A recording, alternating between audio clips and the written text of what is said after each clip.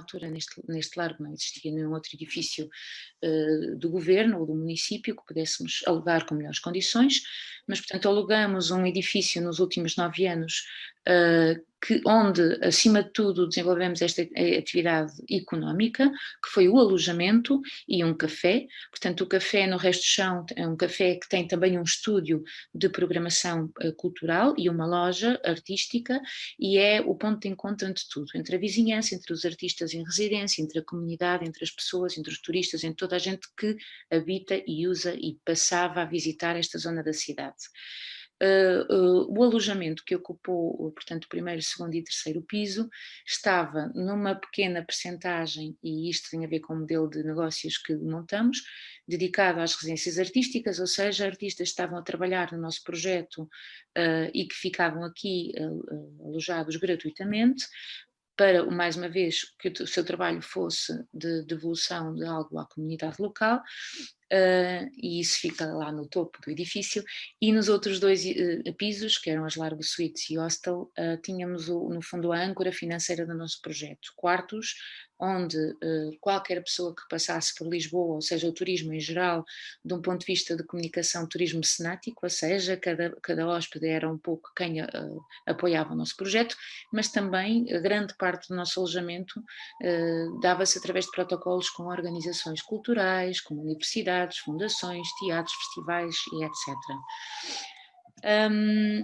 Focando um pouco mais na nossa atividade, como eu vos disse, ela é ligada a várias comunidades do nosso território e várias vulnerabilidades, mas vou-me focar agora a descrever algumas atividades que fazemos mais com a questão dos imigrantes, até porque o que vos vou falar sobre as respostas de pandemia tem muito a ver com esta população. Ao longo destes anos desenvolvemos vários projetos culturais de envolvimento da comunidade, que foram escalando e melhorando e aumentando a forma de como as pessoas e os migrantes eram envolvidos. Inicialmente por projetos ligados a comunidades específicas, como podem ver aqui, ligado mais à comunidade índio-asiáticas, como um projeto de Bollywood, que junta música, dança e teatro, entre artistas e moradores de várias nacionalidades, como por exemplo o Serenata de Mornas, um projeto ligado à comunidade cabo-verdiana e no fundo a todos os palopes que tinham amor pela morna, outros projetos regulares que vamos fazendo, mas fomos escalando naquilo que era não só a celebração da diversidade local, mas também a sua mistura e no fundo o diálogo intercultural. Temos aqui um exemplo de um projeto onde através da dança, música e gastronomia se juntam e misturam algumas das comunidades residentes. Temos aqui um espetáculo que se apresentou e se construiu com a comunidade, que juntou cerca de 200 pessoas, com 4 cozinheiros de diferentes culturas protagonistas, que enquanto cozinhavam uma refeição multicultural, o íamos também fazendo este espetáculo, mas nos últimos anos fomos aumentando e não trabalhando só para, mas acima de tudo com e através dos migrantes nas próprias equipas de trabalho, para fomentar também a questão do acesso à cultura e da empregabilidade. Este festival foi um festival que fizemos num call específico para imigrantes artistas que pudessem desenvolver cá em Portugal um trabalho que normalmente tem alguma dificuldade em arranjar, relativamente à sua formação de base, nos territórios para onde mudam, que foi um festival que aconteceu no metro daqui de Lisboa, no eixo que fica por baixo da Almirante Reis, a zona onde trabalhamos, e portanto onde tivemos a participação de 34 projetos que os artistas eram eles próprios imigrantes ou alguns artistas portugueses que faziam projetos participativos com imigrantes locais, dos mais variados níveis e quadrantes. Ao mesmo tempo, fomos desenvolvendo também, paralelamente a esta atividade e a todas as outras que no fundo caracterizavam uma intervenção sobre a interculturalidade e outros eixos de desenvolvimento local do eixo Almirante Reis, tivemos um projeto durante 3 anos que se chamou Escuta, que foi um projeto de documentação, que trouxe para a equipa de documentação migrantes de diferentes nacionalidades para serem eles próprios os mediadores e jornalistas do projeto, ou seja, queríamos documentar o trabalho das várias organizações sociais relativamente a problemáticas do eixo e não trabalhar só com, e portanto contratamos mesmo migrantes que eram representativos das várias comunidades, que integraram a equipa e que ao longo de 3 anos foram documentando e criando materiais de comunicação para a comunidade em geral sobre o trabalho que se é feito. No primeiro ano fizemos uma documentação áudio e, portanto, criamos uma rádio escuta, falada em várias línguas, e no segundo ano e terceiro ano criamos uma galeria e uma magazine, portanto, que retratou e conta, na primeira pessoa também ela própria em várias línguas, o trabalho social sobre todo o eixo da Almirante Reis. 2019, portanto, estava tudo em velocidade cruzeiro e a correr muito bem, e cada vez com mais projetos onde não trabalhamos só com as pessoas, mas elas próprias integram as nossas equipas de trabalho. E na estabilidade bastante grande de nossos negócios sociais, já a construir o futuro, uma vez que sabíamos que mais cedo ou mais tarde teríamos sair do nosso edifício, dá por ser um edifício arrendado, e como ajudamos o território a valorizar-se, infelizmente o setor, a especulação imobiliária agiu um pouco contra nós e, portanto, sabíamos que tínhamos que encontrar uma nova sede a partir de 2022. 2020, no fundo, foi esta cambalhota que todos demos, e de repente aquilo que era um projeto estável tornou-se um projeto instável. Aquilo no qual fomos nos últimos anos distinguidos, muito também enquanto case study de projeto cultural, com uma grande componente de autossustentabilidade, como vos falei, não dependíamos só de financiamentos para fazer o nosso trabalho. De repente, o alojamento, que era a nossa âncora financeira, tornou-se o nosso fim. Com a pandemia em março de 2020, tivemos que subitamente, e tal como quase toda a economia, encerrar os nossos serviços. A única área que pôde, ironicamente, continuar foi a área da cultura, onde nos conseguimos reinventar. Quer o nosso café, quer o nosso alojamento teve que encerrar portas. Como não conseguimos também deixar de pensar sempre naquilo que é mais útil, e como observávamos nas primeiras semanas de quarentena uma grande presença das comunidades indio-asiáticas na rua, tivemos esta noção de que grande parte destas pessoas, elas vivem não só na partilha de casa, mas vivem muitas delas inclusive na partilha de quartos. Há às vezes apartamentos onde vivem 10 famílias. Por mais surreal que isto pareça. E, portanto, começamos a perceber que os imigrantes tinham grande dificuldade em fazer o confinamento, ou seja, era quase mais seguro estar na rua do que estar em casa, sendo que eu divido o meu quarto com mais não sei quantas outras pessoas.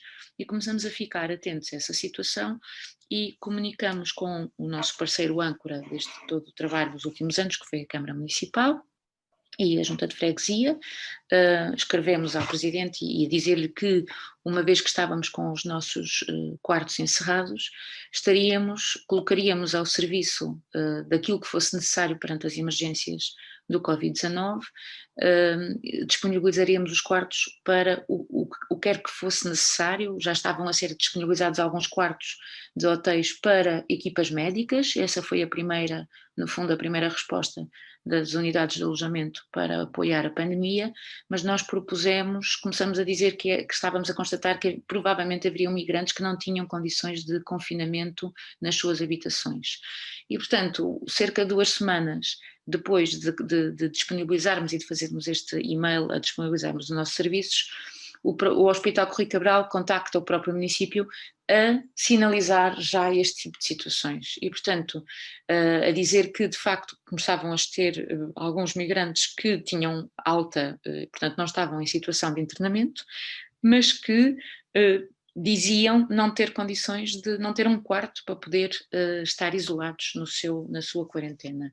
E, portanto, numa outra semana, muito agilmente, o Largo Residências, a Junta de Freguesia, o Hospital, a Câmara e mais não sei quantas organizações, como a própria Segurança Social e a Santa Casa da Misericórdia, organizamos muito rapidamente um serviço de acolhimento aqui de pessoas portadoras de Covid. E, portanto, os nossos quartos foram durante 3 meses um local de isolamento para portadores de Covid migrantes, maioritariamente migrantes. Inclusive é o primeiro, que nesta notícia até podem ver, dos quais uma mulher grávida. Portanto, tivemos ali um dos primeiros bebés Covid a nascer no, no nosso alojamento. Peço desculpa, não está a avançar.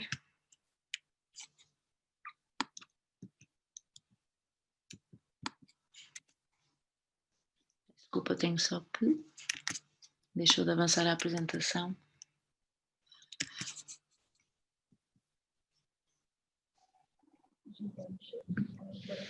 Eu vou continuando a falar, porque eu não preciso de apresentação para falar. Peço desculpa, eram mais imagens, mas eu vou continuar a falar, não sei porquê, aqui o PowerPoint ficou congelado. Mas pronto, para não condicionar. Portanto, fizemos este trabalho de acolhimento de migrantes e, claro, como todas as organizações, fomos observando como é que adaptávamos também a nossa própria atividade social e cultural. Todos imaginávamos que a curva descesse ali por volta de junho, julho, e de facto em julho preparamos, portanto o edifício já se encontrava vazio, houve o abrandamento da pandemia, já não havia esta necessidade de alojar portadores de Covid e pensávamos nós em julho estar prontos para reabrir os nossos negócios sociais, nomeadamente o café e o alojamento. Felizmente o café conseguimos reabrir e ter alguma atividade, que ainda está muito frágil, mas mantém-se. O alojamento, como todos os setores, como sabem, transversalmente ao setor turístico, foi altamente afetado e, como tal, a nossa cooperativa não teve outra solução senão encerrar esta parte do projeto. Infelizmente já devolvemos aos nossos senhorios a nossa deste edifício e atualmente estamos só com o negócio social do café.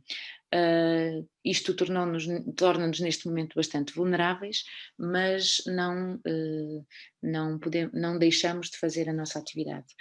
Estamos a tentar lutar para a nossa sobrevivência, para o acelerar da construção da nova sede, contudo a atividade cultural e social ela nunca decorreu dentro daquelas paredes, ela decorreu sempre no bairro e na relação com as várias organizações e tendo a rua sempre também como um palco prioritário.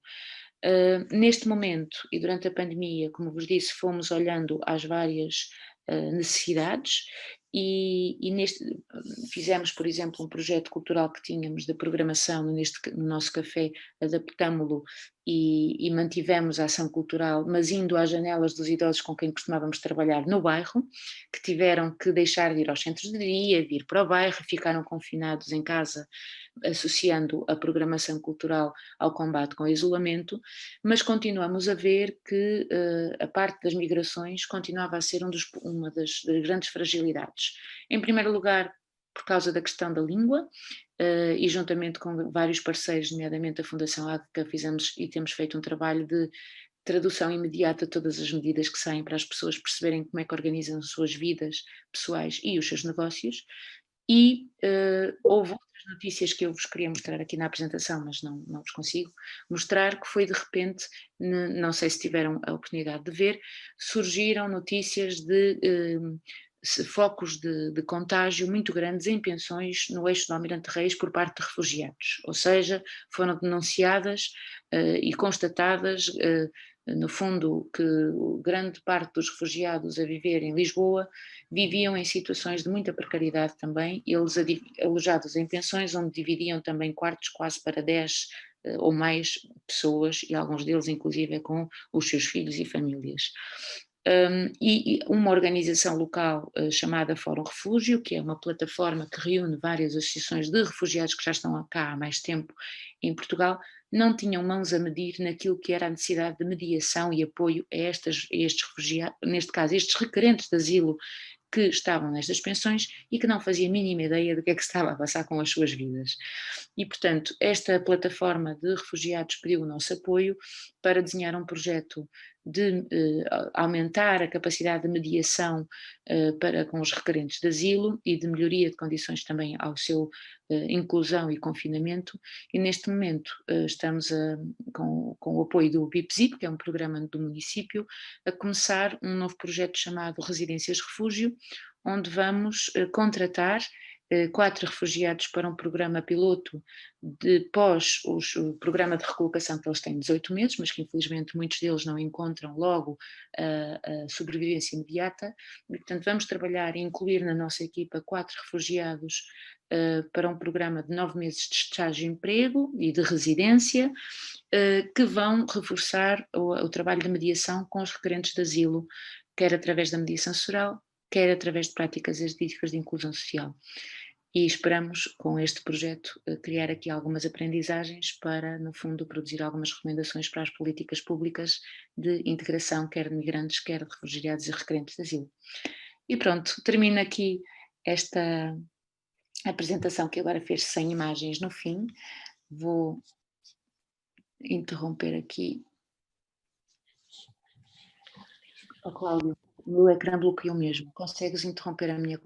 Ok, fantástico, obrigada. Agora já consigo.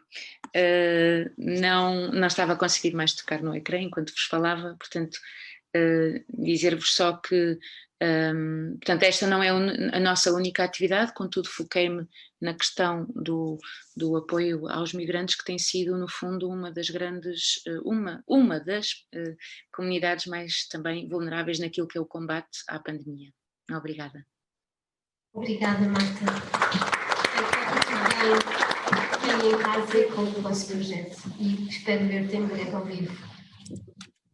Fazemos agora uma pausa de 5 minutos para coffee break? Não. 5, 10 minutos para debate. Para debate, ok. Para quem quiser, 5, 10 minutos. Não sei se alguém quer colocar alguma questão aqui presentes.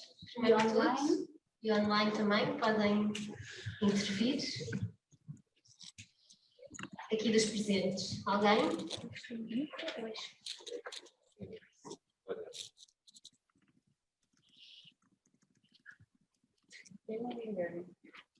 E os que estão presencialmente, acho que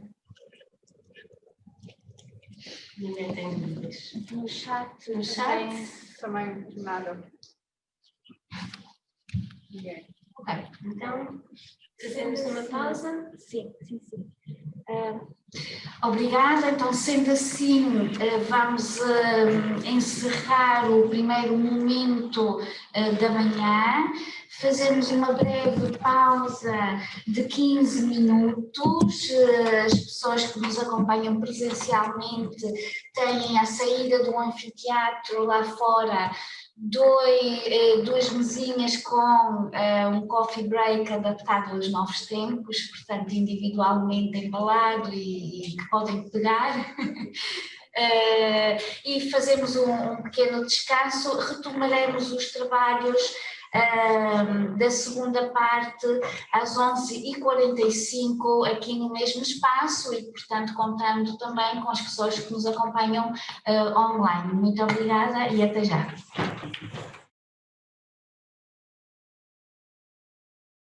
Uma das menções honrosas, que é a Teresa Laranjo, também não há VG. Ok.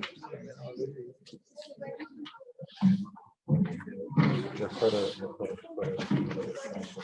Então, a parte de teatro,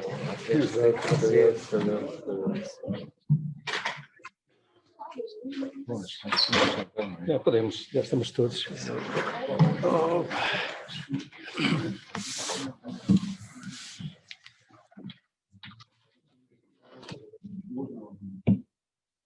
Muito boa, bem-vindos de novo, bom dia, continuação de bom dia a todos, os presenciais e as pessoas que nos acompanham à distância.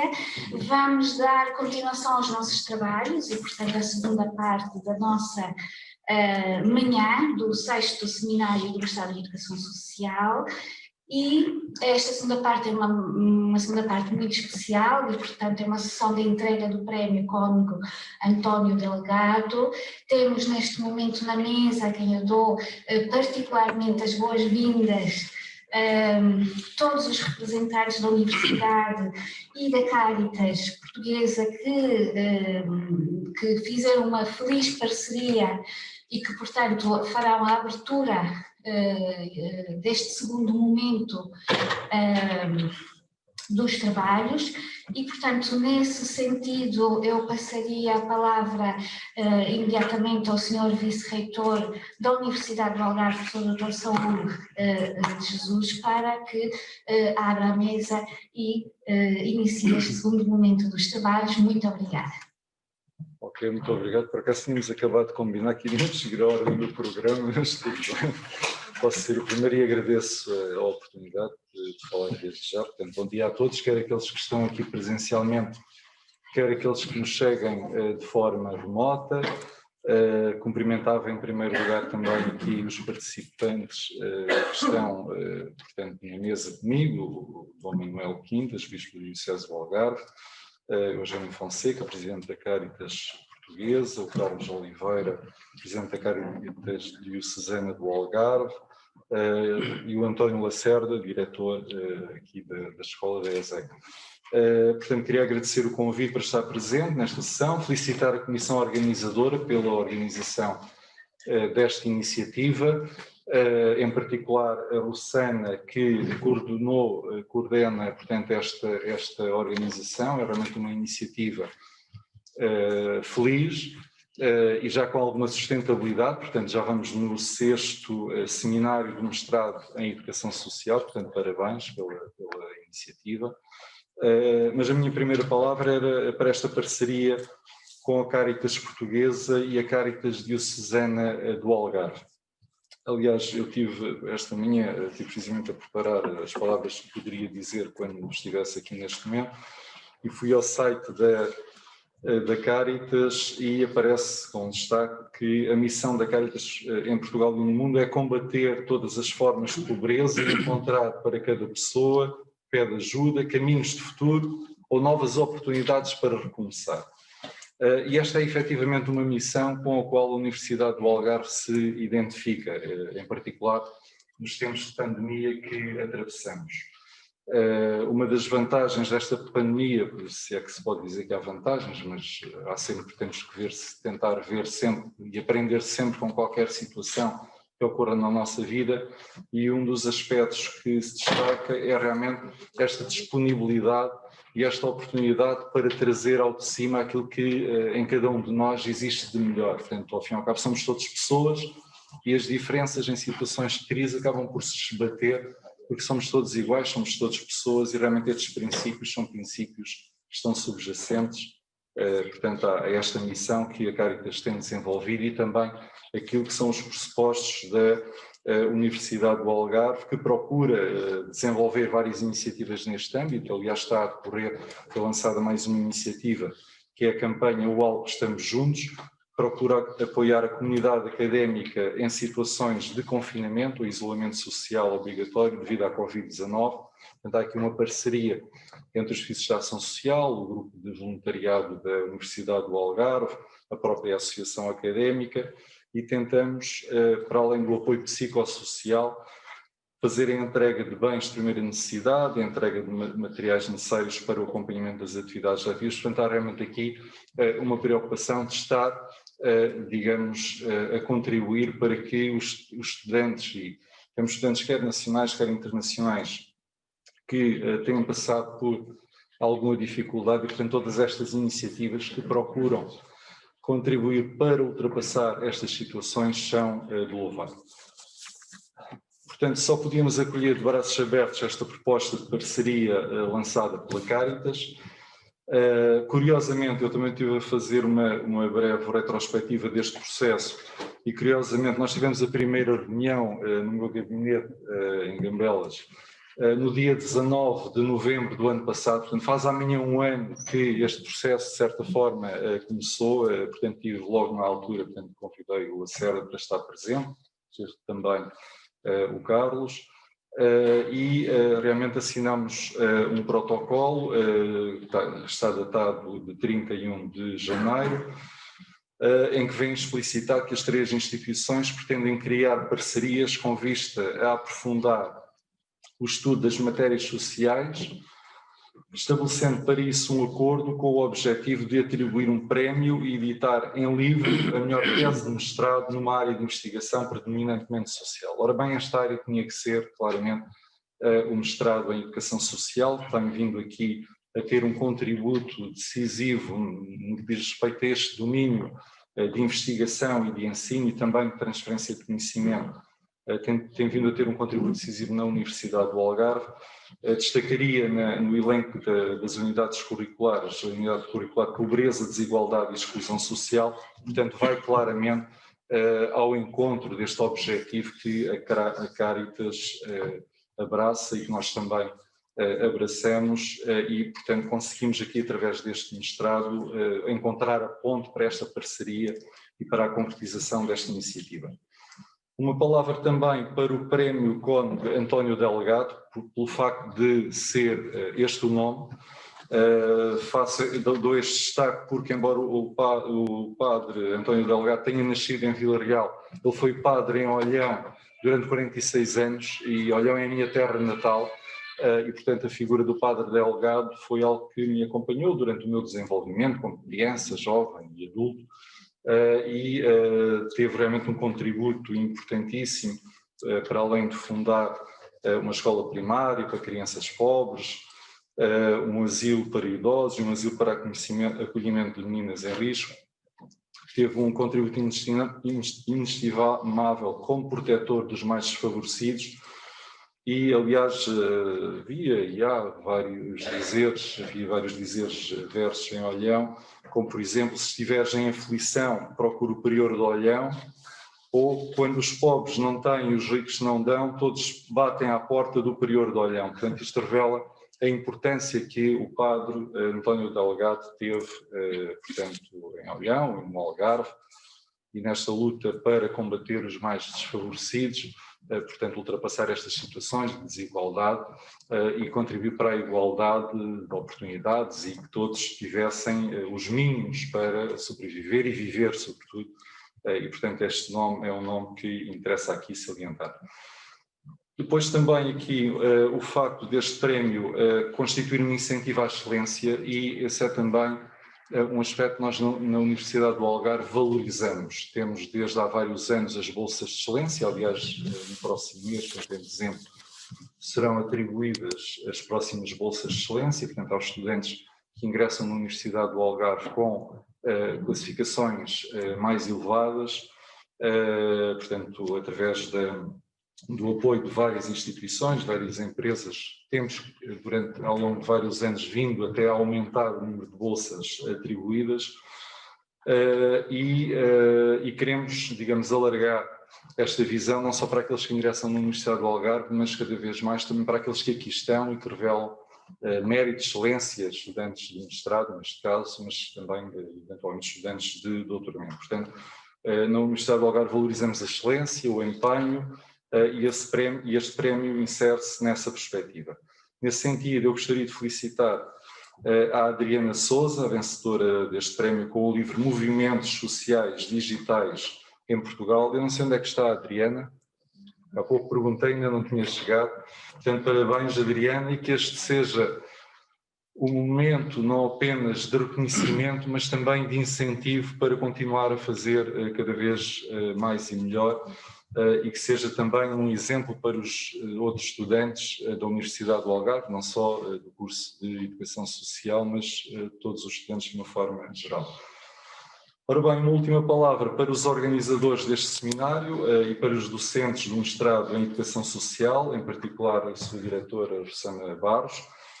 Felicito-os pela iniciativa e também, em particular, pelo livro Investigação e Educação Social que irá ser lançado a seguir.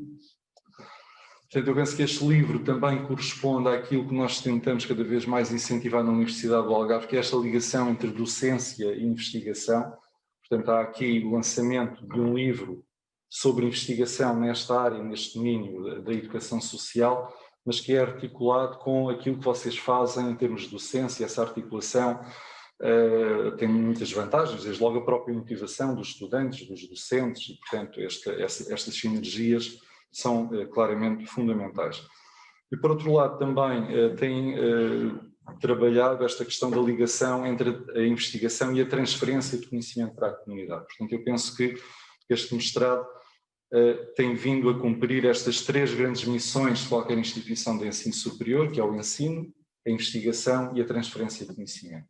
E então, felicito-os por isso, faço votos para que assim continuem e quero salientar que o que for necessário da parte da Universidade do Algarve, como sempre, podem contar connosco e vamos continuar a trabalhar, porque quer o mestrado de Educação Social, quer as outras propostas formativas que temos na Universidade do Algarve, sejam cada vez, digamos, mais sustentáveis, mais consistentes, mas neste caso concreto, felicitar o exemplo que constitui o mestrado em Educação Social nesta Universidade. Muito obrigado.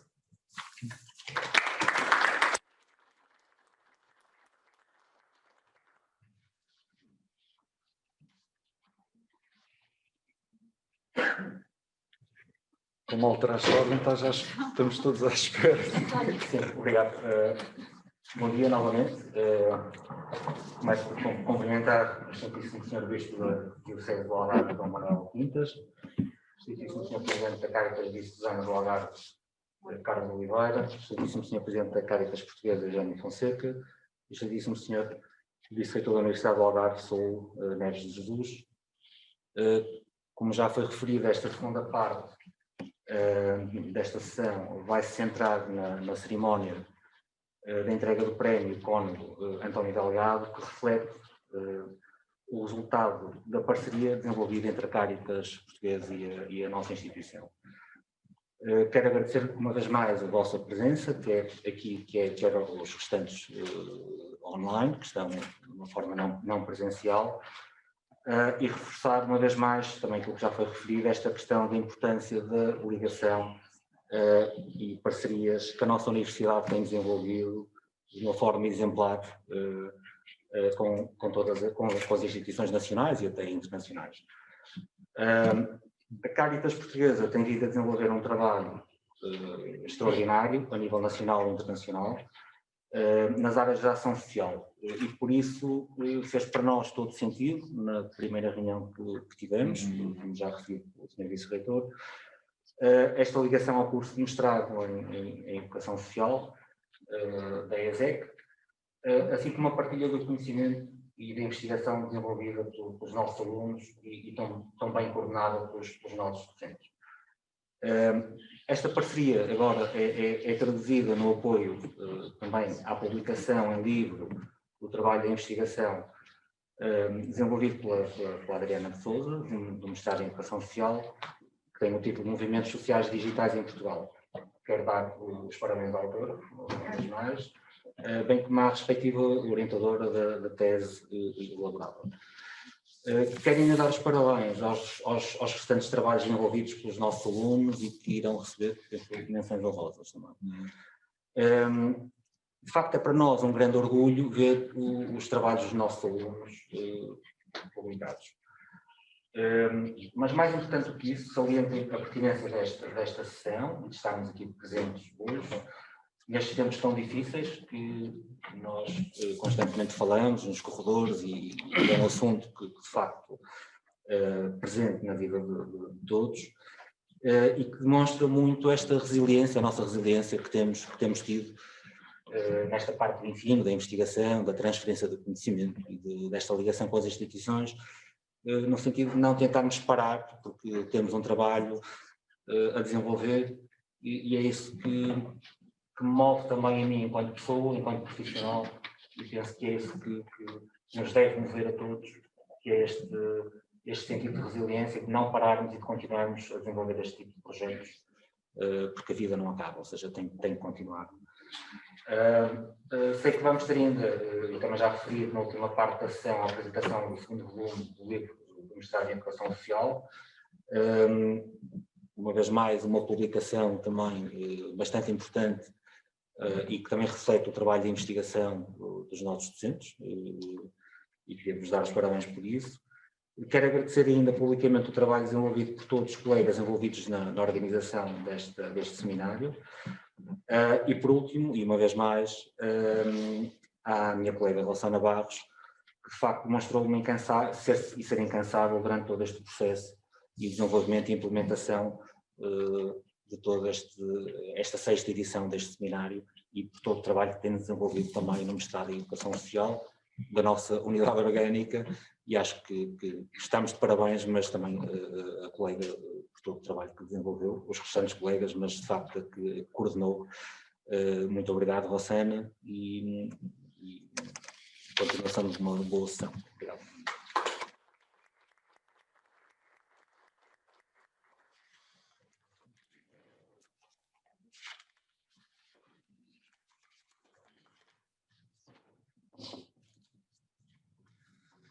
Bom dia a todas e a todos. Uma saudação especial ao Sr. Bispo, Sr. Vice-Reitor, ao Sr. Diretor da Escola Superior de Educação e Comunicação da Universidade do Algarve, ao Professor Eugênio, também Presidente da Cáritas Portuguesa. Quero saudar-vos a todos, aos alunos e aos professores presentes e também aos galardoados neste prémio. É com maior satisfação que, em nome da Cáritas do Algarve, saúdo todos os que se quiseram associar a esta iniciativa, numa parceria estabelecida entre a Escola Superior de Educação e Comunicação da Universidade do Algarve e a Cáritas Diocesana do Algarve.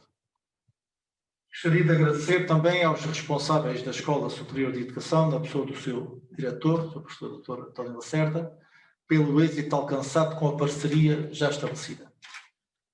Um agradecimento também aos excelentíssimos docentes que fizeram parte do júri do Prémio Código de Algarve, pelo trabalho desenvolvido para que pudéssemos estar aqui hoje a galardoar uma trabalhadora estudante desta universidade.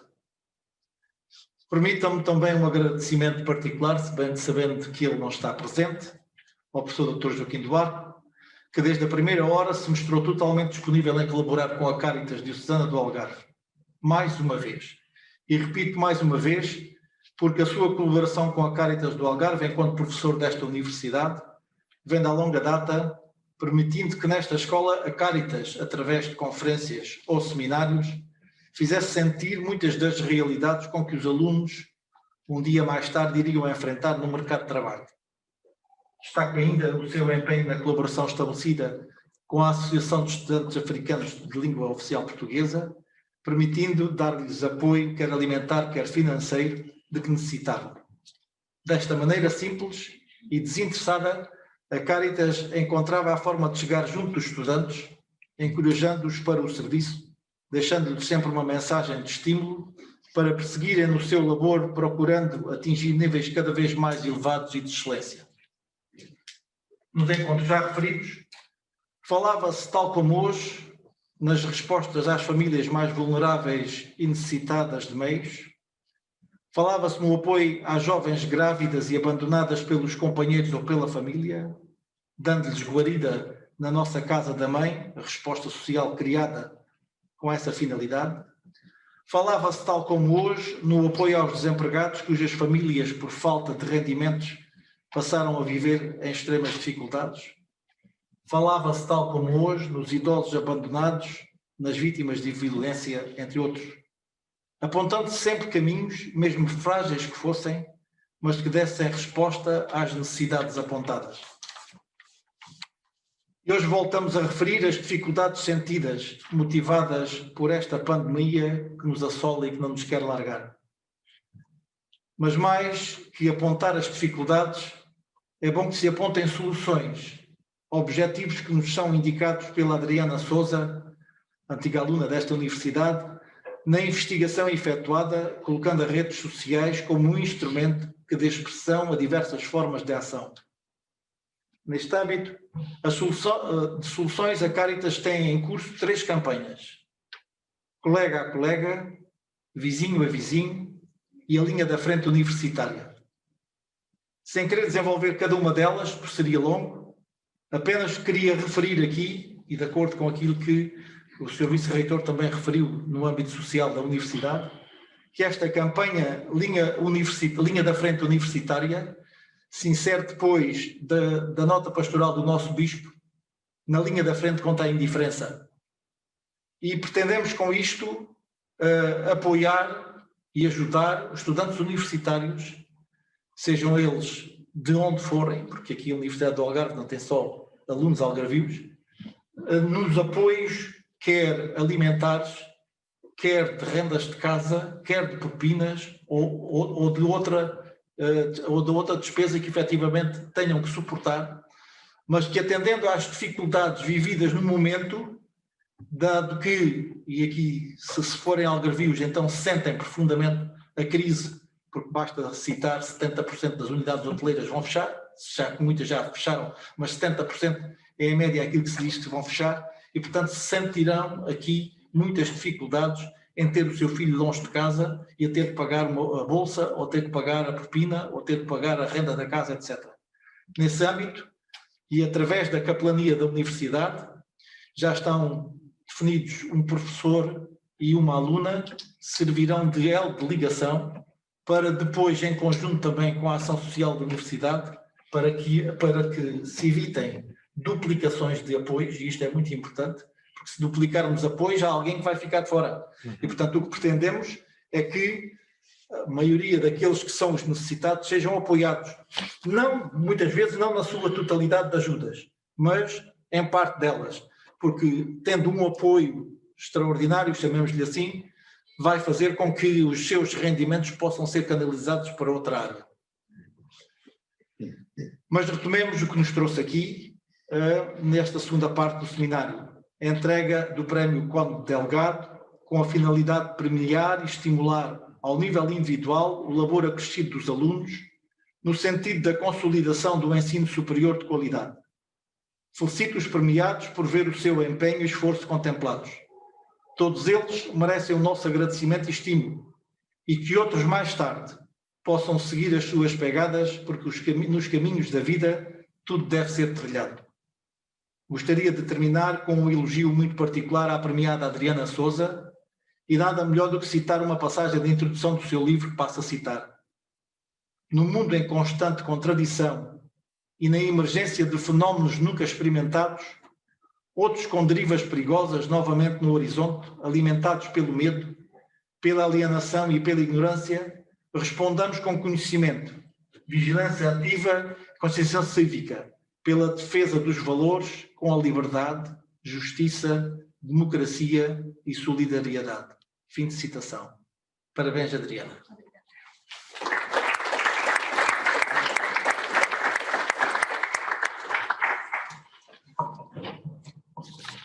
Como já foram citados os membros da mesa, permitam-me que saúde a todos assim, de uma forma única. Saúdo também a todos que estáis aqui e os que nos estão a seguir por esta via agora mais utilizada. E eu sei que estão muitos a seguir porque na viagem alguém me mandou um SMS fazendo referência de algo muito importante que aqui foi dito durante a manhã. O Sr. Vice-Reitor já fez uma alusão à missão fundamental da Cáritas. Eu dirijo-me a vós, sobretudo estudantes, porque a ideia que às vezes pode passar de uma instituição como a Cáritas é que é mais uma instituição de beneficência, de ajuda imediata, daquilo que muitos designam, até confundindo conceitos, de assistencialismo, confundindo o assistencialismo com a assistência, porque a assistência é muito importante, e foi aqui referido pelo Sr. Presidente da Cáritas do Algarve, e eu saúdo estas iniciativas e felicito pela criatividade estas são algumas das muitas iniciativas da Cáritas do Algarve, mas a ação da Cáritas procura ser uma ação educadora para a transformação. E estando aqui num curso de educação social, são duas palavras-chave para a ação da Cáritas. Educação. Educação que não passa apenas pela instrução. É a instrução que leva depois à formação da pessoa na sua total integridade. Permitam, independentemente das convicções de cada um de vós, professores, professoras, alunos, alunas, e os que estão a ouvir, vos faço um apelo. Não deixeis de ler a recente carta encíclica que o Papa Francisco publicou no dia 3 de outubro sobre, o título é Fratelli Tutti, quer dizer, fraternidade para todos, mas tem conceitos de uma inovação até para a academia de grande importância. É por isso que eu deixo este apelo, sem preconceitos de qualquer ordem, leiam, porque há conceitos inovadores e um tem a ver com a amizade social. Talvez seja porque já estaremos um bocadinho calcitados por causa da solidariedade e seja uma nova forma de dar um elan a essa força dinâmica que é a amizade que sustenta a solidariedade. Este conceito para um curso de educação social é muito importante, mas tem lá muitos outros. É muito inovador. Eu acho que valia a pena até fazer-se, a partir dessa carta encíclica, também uma investigação que desse um grau académico na área de mestrado, ou isso, deixo esta nota, uma pós-graduação, porque no campo até da política há muita inovação. É extraordinário, extraordinário. Eu estou muito feliz por aquilo que o Papa deixa como mensagem, conceito e propostas até para uma nova civilização. E para dizer também que a Caritas está no domínio social, quer construir mais sociedade e, portanto, é com grande alegria que estamos aqui, Caritas, num curso que conjuga duas coisas fundamentais na missão da Caritas, a educação e o criar sociedade. Por termos a consciência de que não podemos viver uns sem os outros. E se alguém tinha alguma dúvida, a Covid-19 veio tirar-nos estas ilusões. Aprendemos mesmo uns dos outros. Finalmente, para terminar, esta visão que temos que ter da Caritas de procurar a transformação e não a manutenção do status quo, mas ser transformadora socialmente, é a criação desta editorial. Esta editorial não tem fins comerciais, não é para a sustentabilidade financeira da Caritas ou outro tipo de apoios. É apenas mais um contributo com a publicação. Já vamos em 66 títulos, até ao fim do ano chegaremos aos 70 títulos, todos, praticamente, uma boa parte deles, a partir da investigação que se faz em várias universidades e institutos superiores do nosso país. Portanto, estamos a devolver à sociedade, através destas publicações, para chegar mais além e a mais gente, o conhecimento que é produzido na educação académica, com esta preocupação que nós chamamos a aliança entre o pensar e o fazer. Eu sei que agora muito a academia está preocupada com esta relação e nós queremos dar esse contributo, levando o conhecimento para outros que até noutros domínios podem adquirir mais conhecimentos e ficarem mais enriquecidos. Por isso, eu saúdo a mestra Adriana Sousa por este trabalho. Quero dizer que é o primeiro trabalho que vai entrar nestes títulos sobre as questões digitais. E, portanto, também tem esse mérito de até pelo título, ser bastante importante e dar uma riqueza muito grande à editorial. E peço aos alunos e alunas, sobretudo àqueles que estão a chegar, que se integrem bem e desejo a todos as maiores felicidades. Façam, por favor, todo o esforço para regressarmos ao futuro. É importante regressar ao futuro nestes tempos que tudo aponta para o desânimo, a desilusão. Vós, gente mais nova, temos agora a missão de nos fazer regressar ao futuro e que esse futuro seja promissor para todos. Muito obrigado.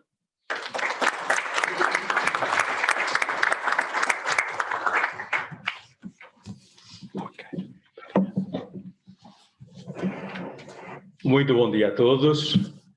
Saúdo os membros da mesa, sou o vice-reitor, professor Dr. Saúl Jesus, o senhor diretor da ESEC, professor Dr. António Lacerda, depois o Dr. Eugênio Fonseca e o Carlos Oliveira, que já nos conhecemos há muito tempo, e naturalmente saúdo também a Adriana Sousa como vencedora deste prémio, Cónigo António Delgado, e aqueles que foram distinguidos também com a menção honrosa.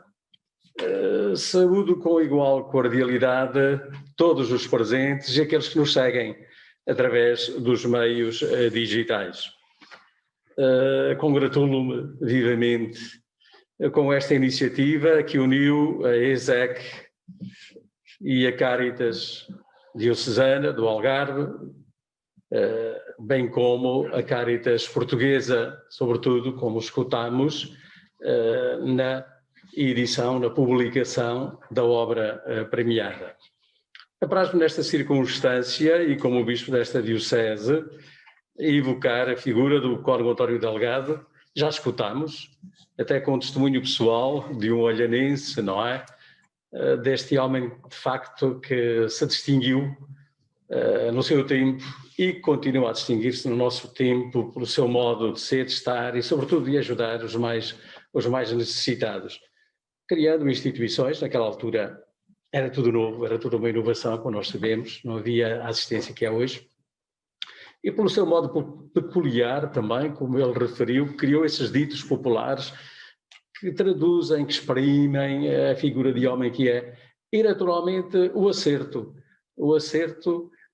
em escolher o Cónigo António Delgado como patrono deste prémio, sinal que ele continua hoje a inspirar-nos para idênticos gestos e idênticas atitudes. Portanto, este prémio que une a ESEC e a Cáritas Diocesana e a Cáritas Portuguesa nesta missão pedagógica de contribuir para uma maior consciencialização das jovens gerações, para a importância de crescer e viver numa atenção constante aos mais frágeis e necessitados, bem como de analisar, é o caso, os fenómenos sociais que conduzem a esta situação ou que são sua consequência. Já aqui foi falado na crise que presentemente vivemos e naturalmente que dentro deste contexto ignorar essa situação seria um pouco distrair-se ou viver abstraído, não é?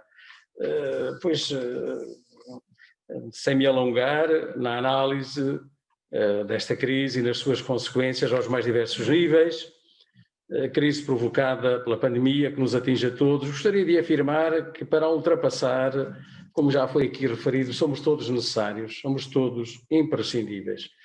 A Diocese do Algarve, com as suas instituições sociais, está empenhada em dar o seu contributo e em manifestar a sua proximidade com todos, tanto com os que procuram caminhos de resposta para as interrogações que o presente nos levanta, como junto dos que precisam de gestos concretos de esperança.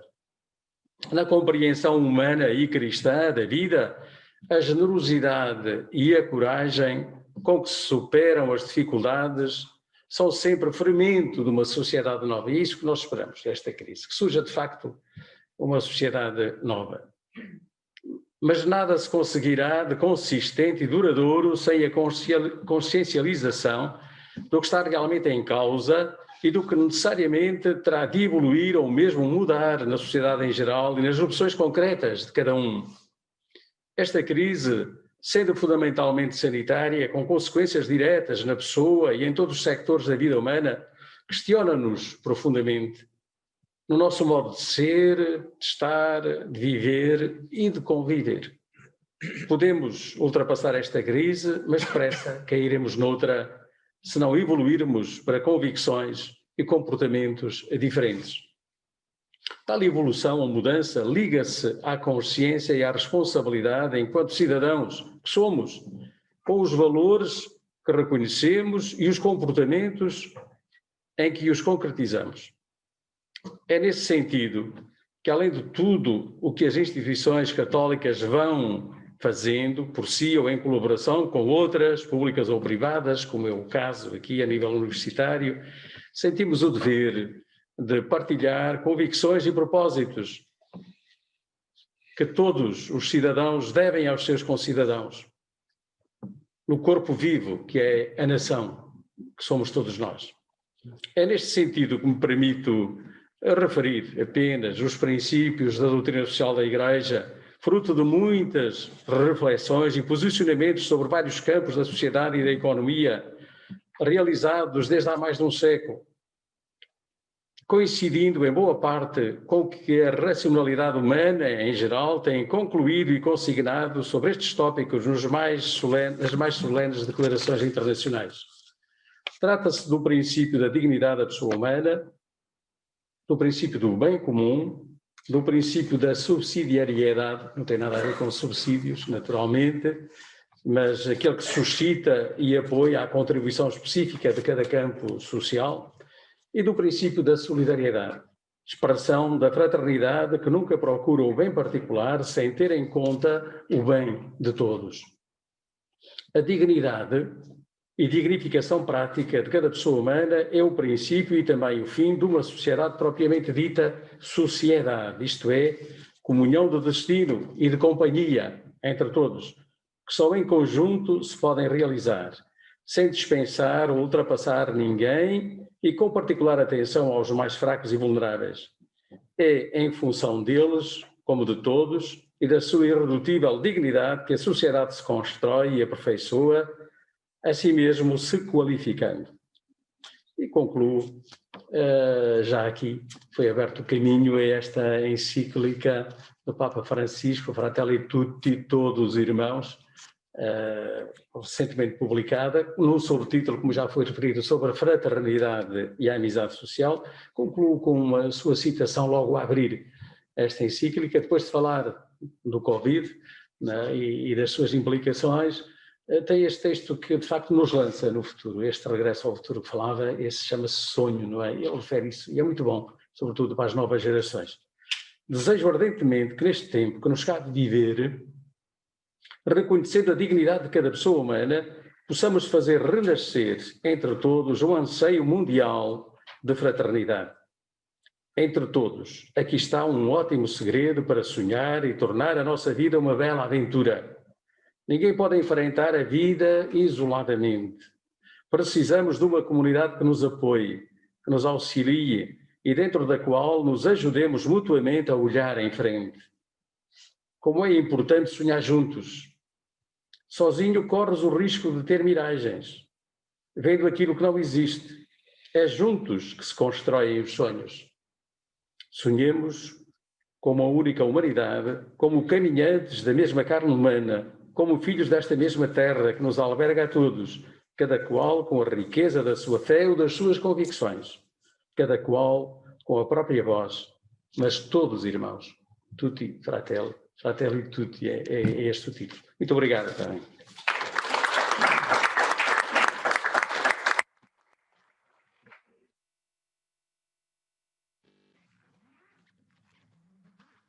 Muito obrigada. Vamos de imediato dar seguimento à cerimónia de entrega dos prémios e iremos começar com as menções honrosas e a primeira menção honrosa será entregue pelo vice-reitor da Universidade do Algarve, o professor Dr. Saúl Lopes. Tenha a vontade. Neves de Jesus. Jesus. Sou Lopes, é o pediatra. Da minha filha, por isso é que está na minha cabeça. A primeira menção honrosa vai ser atribuída a Sandra Generoso e o orientador é o António Fragoso. Eu chamava ambos para receberem.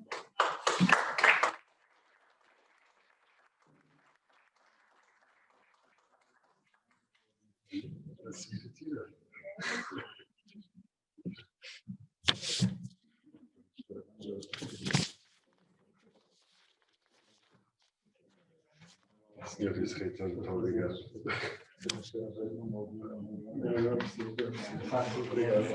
Obrigado. depois de vir estes textos. Vamos olhar antes de chamar.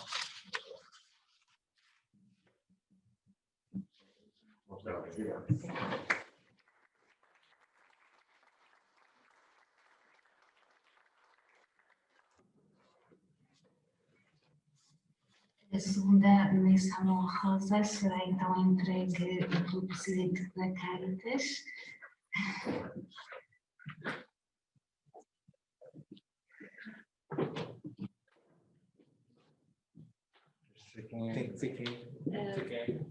Teresa Laranjo.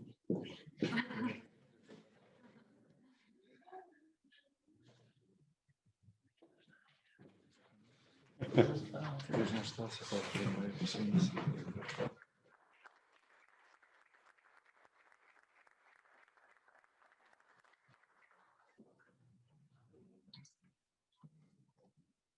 E o prémio será entregue ao Sr. Bispo. Muito bem.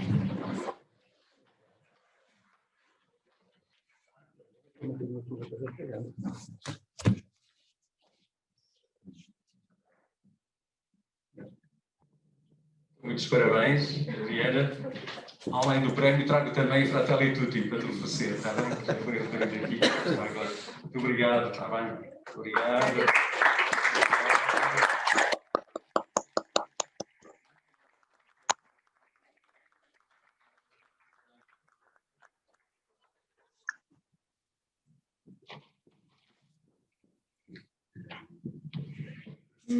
Seria uma apresentação breve das obras destacadas e, portanto, agradecia à mesa mais uma vez. Muito obrigada.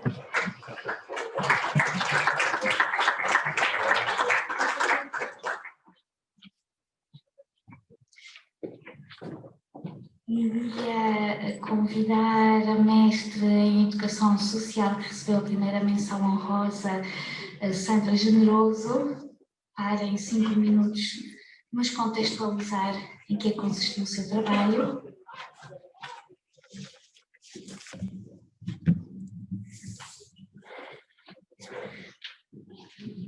Começo por apresentar os meus cumprimentos e agradecimentos à mesa de abertura desta sessão de entrega do prémio Cónigo António Delgado, a Vossa Excelência Reverendíssimo Bispo da Diocese, a Vossa Excelência o Presidente da Cáritas Portuguesa e o Presidente da Cáritas Diocesana do Algarve, ao Excelentíssimo Sr. Vice-Reitor da Universidade do Algarve e ao Sr. Diretor da Escola Superior de Educação e Comunicação do Algarve. Também um agradecimento à Comissão Organizadora deste prémio e na pessoa da professora Rossana Barros. Bom dia a todos e a todas. A minha tese foi orientada pelo professor Dr. António Fragoso e Almeida, a quem expresso desde já e publicamente a minha gratidão por todo o acompanhamento científico e incentivo ao longo de todo este processo, e versou sobre o processo de transição da vida ativa para a reforma, um caso específico do Concelho de Lagoa, no Algarve. Tratou-se de um processo de investigação-ação, realizado já em 2013, no Concelho onde exerce funções de dirigente na respectiva Câmara Municipal, com o intuito de refletir sobre o envelhecimento. A investigação teve 2 objetivos. O primeiro consistiu em compreender o processo de transição para a reforma, identificando os obstáculos e as dificuldades sentidas pelas pessoas neste processo de transição. O segundo visou uma reflexão acerca das políticas sociais locais, contribuindo para a sua melhoria. Importava recolher dados para aperfeiçoar a intervenção da autarquia e as respectivas políticas sociais de envelhecimento, concebendo estratégias capazes de contrariar uma lógica assistencialista.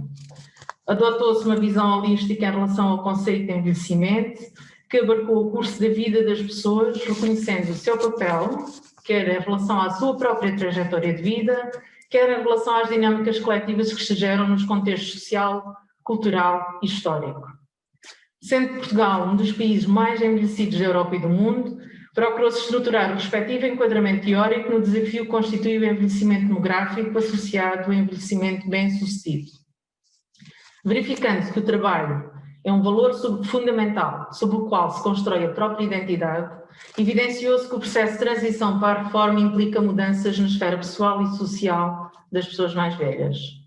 Optou-se por integrar neste estudo dados quantitativos e qualitativos, utilizando como instrumento a recolha de dados no inquérito por questionário, como a amostra estratificada da população entre os 60 e os 69 anos, num total de 157 pessoas, e complementarmente aplicou-se 8 entrevistas de episódio em profundidade através de relatos de vida. A apresentação e discussão dos resultados estruturou-se pela caracterização da população, a análise da identidade pessoal e social, bem como a análise do envelhecimento e reforma, e ainda a capacidade de agência humana. Procurou-se responder a 5 questões de investigação, verificando-se que a transição para a reforma não é habitualmente refletida, nem preparada, originando ansiedade, independentemente de ser voluntário ou não, subsistindo 2 perfis de transição. O primeiro perfil, o perfil 1, quando se decide uma reforma involuntária, se reforma involuntariamente e não prepara uma reforma, existindo aqui uma identificação positiva com o contexto profissional que indicia uma transição inicial mais difícil. O perfil 2, uma reforma voluntária e preparada, com menor identificação profissional e que indicia uma maior satisfação inicial com a reforma.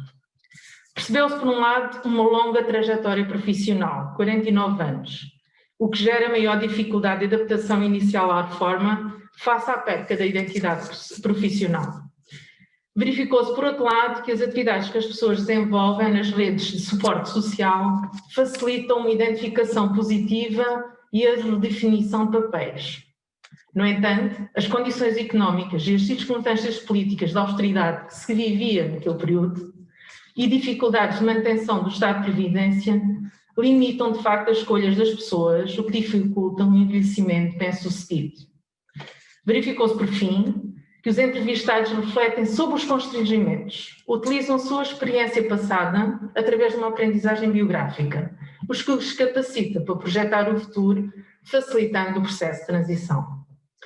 Apresentei então recomendações durante este estudo e a ideia seria que fossem apresentadas e discutidas com as pessoas mais velhas, dando voz aos próprios sujeitos, cujas recomendações foram a criação de espaços públicos e ambientes favoráveis ao envelhecimento, de forma resumida, mobilização de parcerias e criação de estratégias facilitadoras da preparação para a reforma e de formação ao longo da vida, valorização do processo de envelhecimento através de projetos comunitários de recolha de saberes e atividades intergeracionais, apoios sociais e económicos, nomeadamente o reforço de uma rede social de apoio ao cuidador e diversificação das propostas existentes na comunidade. Estas recomendações têm vindo a ser refletidas pelas equipas da autarquia nos segmentos estratégicos que temos criado nos últimos anos e nas políticas públicas que começam a surgir, quer aquelas que se encontram já expressas nos últimos planos municipais para a igualdade e não discriminação de Lagoa, que são planos que são construídos por equipas transversais a todas as áreas de intervenção da autarquia. E este estudo acabou por contribuir para as medidas que foram lá expressas. E quer também no âmbito das medidas de conciliação da vida profissional, familiar e pessoal da própria organização, atualmente já se fala na preparação para a reforma dentro da Câmara Municipal de Lagoa, que foi a primeira Câmara do país a ser certificada na norma da conciliação. Ou mesmo nos planos de ordenamento do território e nas obras de reabilitação e reconversão urbana já se pensa e já se projeta pensando que o envelhecimento, as pessoas mais velhas são uma grande parte das pessoas que vivem nos nossos territórios.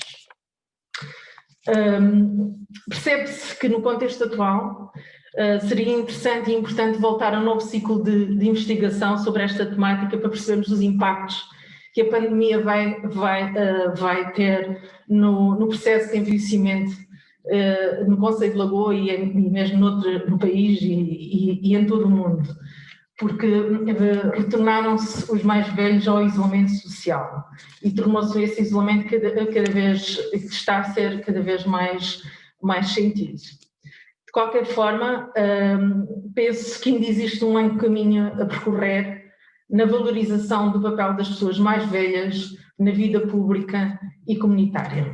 Muito obrigada pela vossa atenção e por este reconhecimento do trabalho desenvolvido e aceito com muita satisfação e humildade a menção honrosa que me foi atribuída. Obrigada.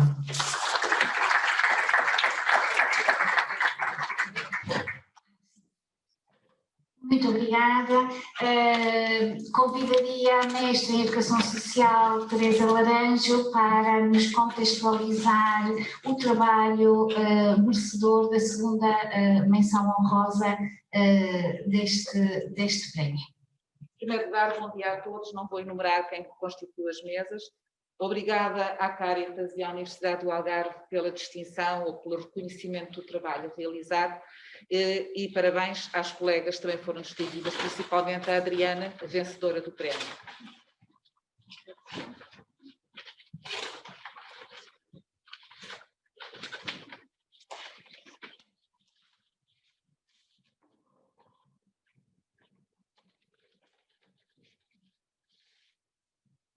Tenho um PowerPoint que resume o trabalho realizado. A minha dissertação, o tema foi sobre a responsabilidade social das empresas, um estudo de caso sobre a empresa Delta Cafés, realizado ou concluído em 2013 e foi orientado pela professora doutora Helena Luísa Martins Quintas.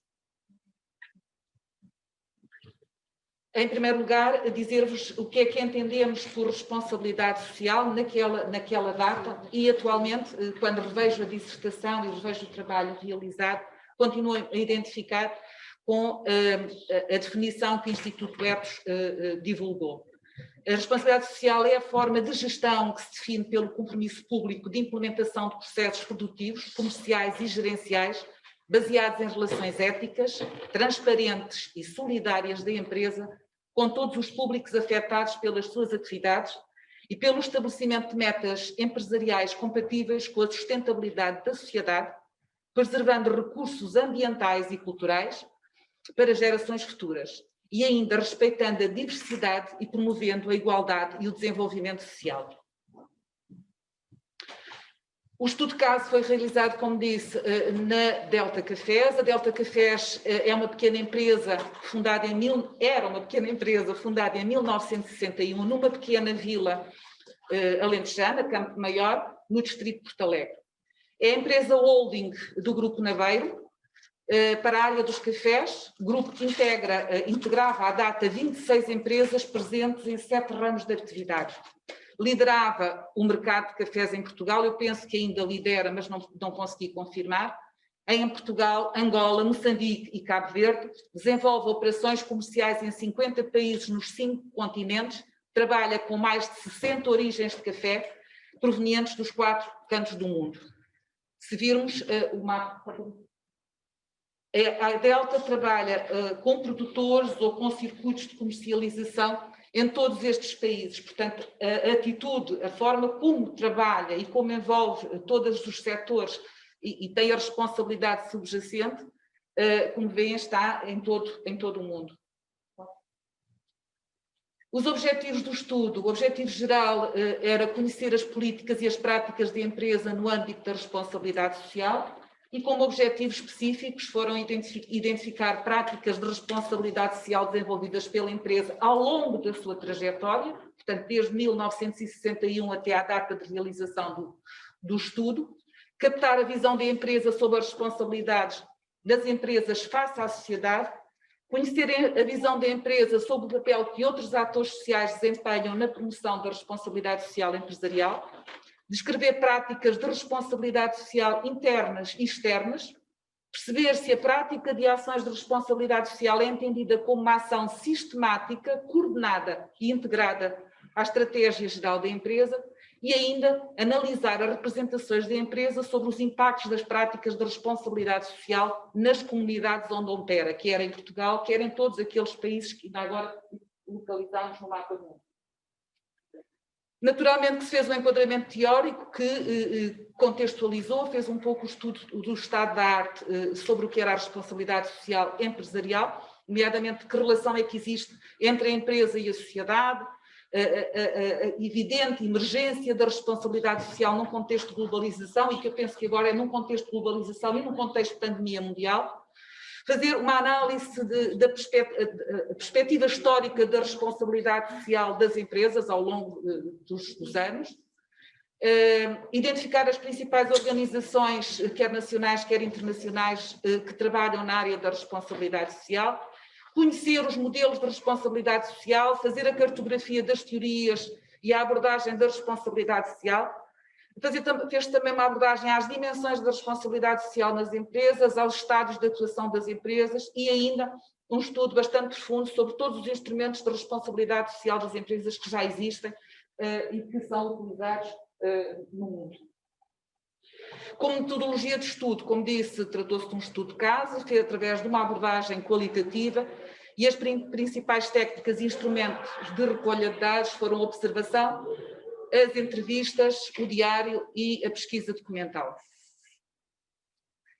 Ao longo do estudo foi possível na Delta Cafés, e como vos digo, não fiz o grupo Naveiro todo, foi só mesmo na área dos cafés a Delta Cafés, foi possível fazer abordagens às diversas áreas de atuação da responsabilidade social dentro da empresa, nomeadamente os fundamentos da empresa, análise da visão, da missão, da visão, dos valores, dos princípios, do ambiente laboral, as práticas de emprego, de saúde, de segurança no trabalho, de progressões nas carreiras, dos benefícios para os funcionários, uma análise também dos processos e dos produtos, as preocupações que têm com a qualidade, com a inovação, com os impactos no ambiente, sobre os circuitos e com o mercado responsável, se de facto existe verdade, transparência, comunicação, conceitos positivos nos circuitos e em toda a atividade comercial, que atividades é que desenvolviam e que tipo de apoios é que davam e que compromisso é que havia com as comunidades nas quais operam, quer aquelas onde têm as unidades fabris, quer aquelas que são consumidores dos produtos e dos cafés que comercializam. Também na rede de relações, o tipo de relações que estabelecem com os setores, com os stakeholders internos e externos, quer sejam primários ou secundários.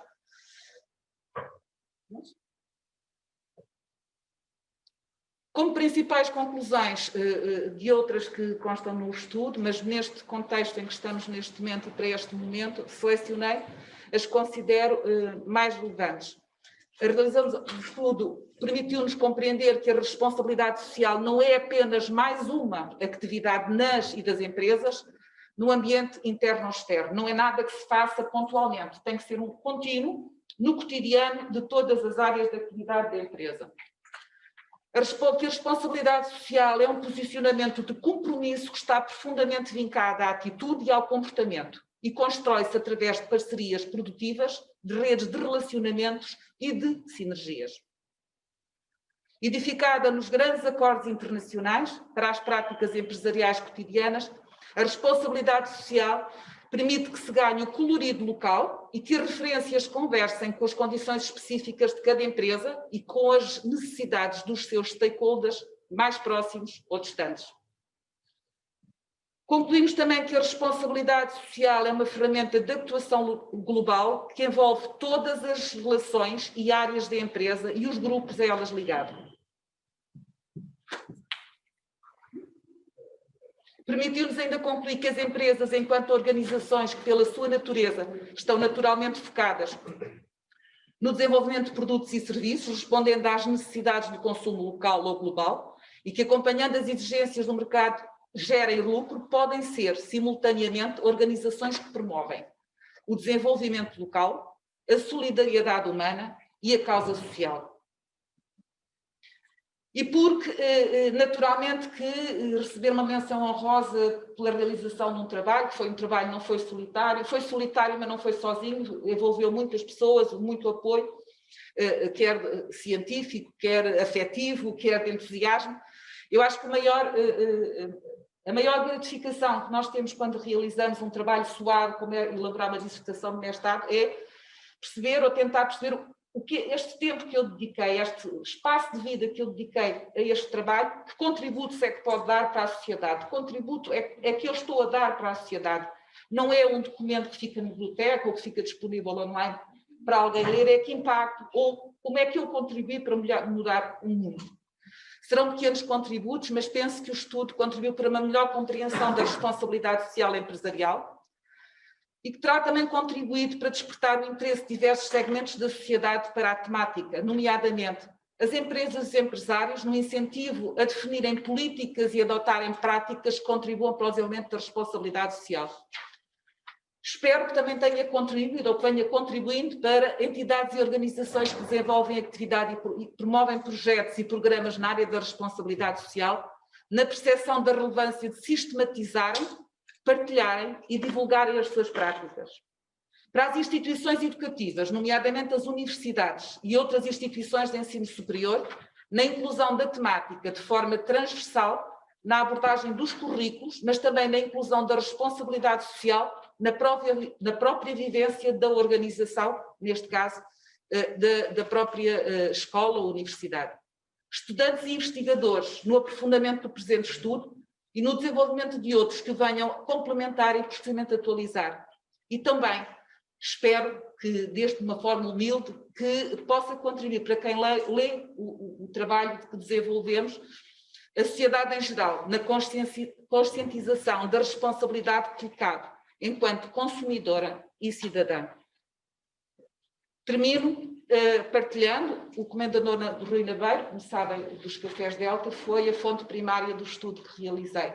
Foi a partir da entrevista que me concedeu que desenvolvi todo o trabalho.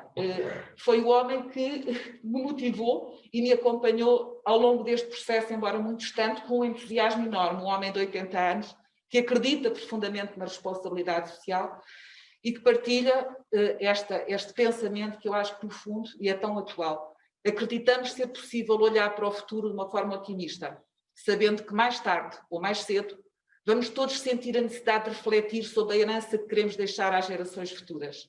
Todos nós somos responsáveis por alterar comportamentos e devemos assegurar que assim seja. Muito obrigada pela vossa atenção.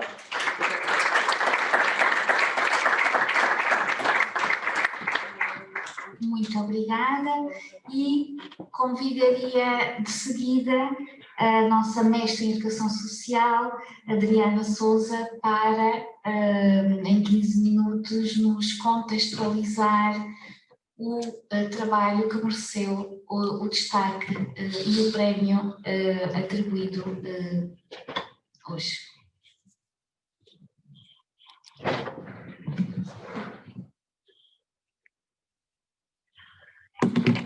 Muito bom dia. Agradecer à Caritas Portuguesa pela possibilidade de publicar este livro. Demorei algum tempo até interiorizar este facto, mas a verdade é que o inesperado acontece.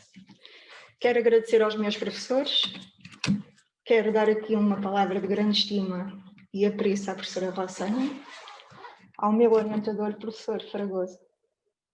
Também uma palavra de grande estima ao professor Joca, que não está aqui.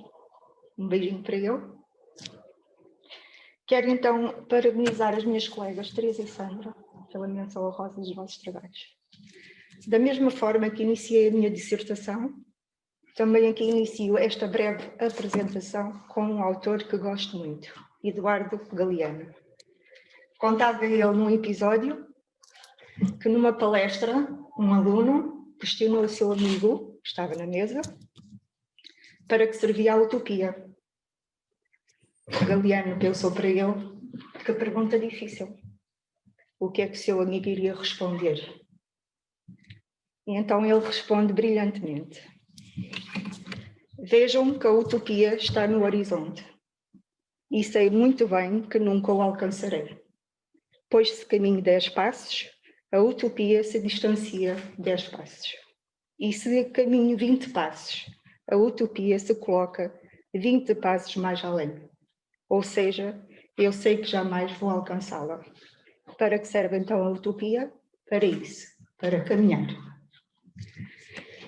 Cito aqui a professora Rossana, que no prefácio do meu livro refere que este livro é um livro necessário, pela dimensão política e implicações cívicas do debate que convoca, quer a montante ou a jusante das redes sociais. De facto, assim é. Os paradigmas alteraram-se, as formas de protesto, a participação pública e política. Alteraram-se formas de viver, melhoraram-se condições de vida, mas também se acentuaram desigualdades sociais. Ressurgiram palavras como desalento, desconfiança e desilusão. O mundo globalizou-se, desenvolveram-se as tecnologias de informação e comunicação, os movimentos sociais criados nas redes sociais contribuíram para a identificação de injustiças a nível global, para novas formas de ativismo, mas também para a forma como nos relacionamos atualmente, alterando as dinâmicas sociais e culturais. Num mundo em constante contradição, novos fenómenos, novas reconfigurações da sociedade, necessitamos de novos contributos, como este livro. E também necessitamos de instrumentos de análise para compreendermos a atualidade que ocorre a uma velocidade sem precedentes. Deixo-vos aqui um conjunto de imagens que, tal como verificado durante a investigação, o uso da imagem é eficaz e faz passar a mensagem. Aliás, esta é uma das estratégias utilizadas pelos movimentos sociais para apelar à mobilização, para apelar à participação e para captar a atenção.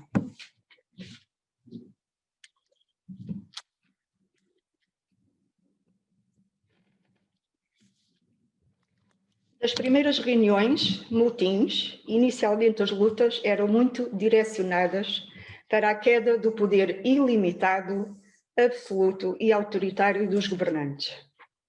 Depois, para alcançar um Estado de Direito, foram encetadas muitas guerras civis e muitas revoltas. Com a Revolução Francesa e com a Revolução Industrial, alterou-se o paradigma.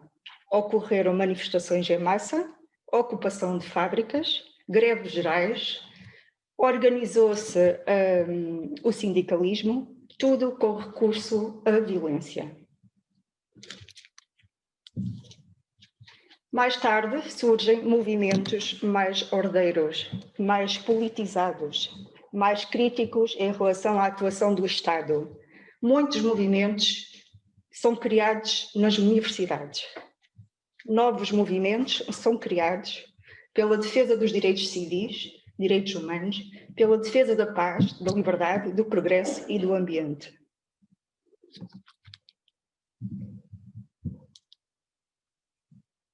Temos aqui mais exemplos.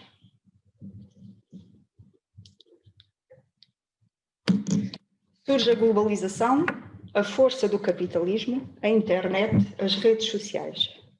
E são através destas que os movimentos começam a se organizar a nível local, passando para o global, a apelar e a convocar à mobilização nas ruas. A participação é feita mais nas redes sociais, é certo, mas também depois, com maior ou menor número, se transpõe para as ruas.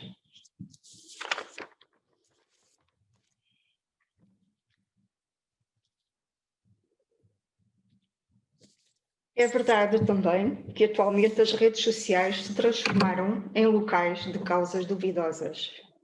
Também é verdade que as redes sociais se transformaram em locais de desinformação e de descargas emocionais.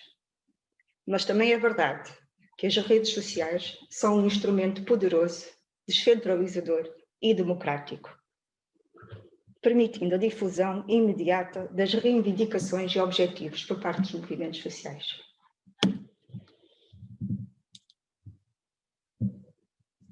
Embora existam atualmente, a maior parte, movimentos sociais pacíficos, temos assistido a atos de violência em manifestações de rua. Talvez porque várias vezes, dentro destes movimentos, estejam elementos extremistas infiltrados.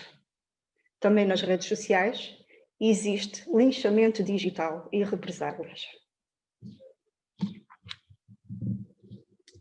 Aqui deixo-vos alguns dos objetivos por parte destes movimentos sociais, tal como dar voz, obter legitimidade, participação em processos de decisão, quebrar autoritarismos, lutar contra poderes instituídos, lutar contra a corrupção, lutar por direitos sociais, direitos humanos, ambientes, etc., etc.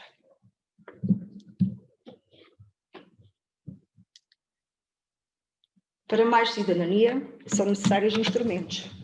Mais instrumentos como a educação, a literacia digital, uma postura mais ativa, mais reflexiva, também mais participação pública e política. Pedagogia para a crítica, intervenção comunitária, ligação, espaço local, virtual, essencial, não são indissociáveis. Para reivindicar, exigir, escrutinar, transformar. Aqui deixo-vos um pequeno vídeo para que todos vejamos que é possível lutar de forma pacífica e com recurso a outras armas.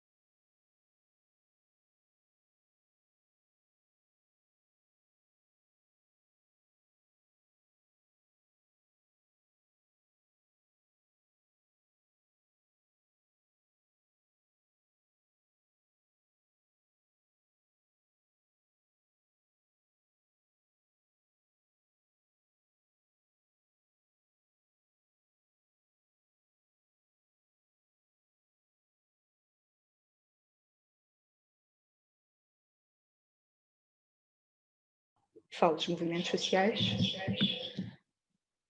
e, contextualizado em cada período histórico, lutam para alterar a sua realidade.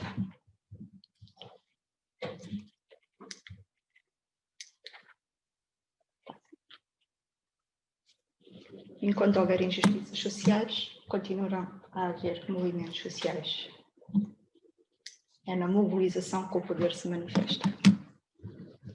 É também na mobilização e na união que conseguiremos ultrapassar esta pandemia. Por fim, termino da mesma forma que terminei o meu livro de bibliografia, que o poder passa a existir entre os homens quando eles agem juntos e desaparece no instante em que eles se dispersam. Hannah Arendt. Muito obrigada.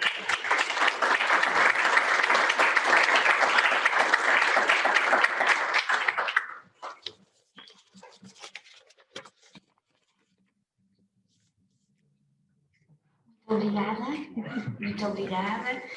É com muito prazer e alegria que estamos a chegar ao final dos nossos trabalhos deste seminário e, nesse sentido, passaremos seguidamente a apresentar o segundo volume do nosso livro e chamaria também para a mesa de encerramento a comissão organizadora do 6º seminário, mestrandas do nosso doutora Andreia Oliveira e doutora Susana Lopes e online do engenheiro Cláudio Garcia, portanto os 3 elementos infatigáveis da nossa comissão organizadora do nosso seminário e, portanto, faremos deste momento um momento duplo,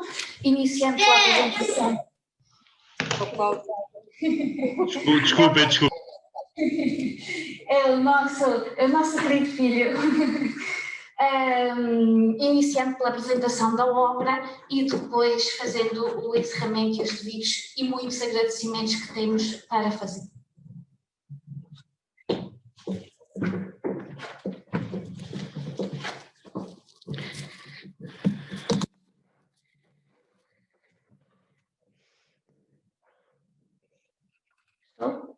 Sim.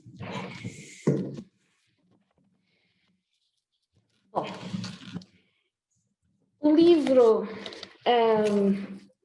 que tenho neste momento nas minhas mãos, com muito prazer, na realidade tem uma longa história e é um produto coeditado desde o volume 1 por mim e pelo meu colega António Fragoso, primeiro diretor deste mestrado, deste ciclo de estudos, a quem eu lhe segui, e portanto temos em conjunto, na realidade, e já há longos anos, desenvolvido aquilo que hoje em dia é, na nossa casa, este ciclo de estudos em educação social.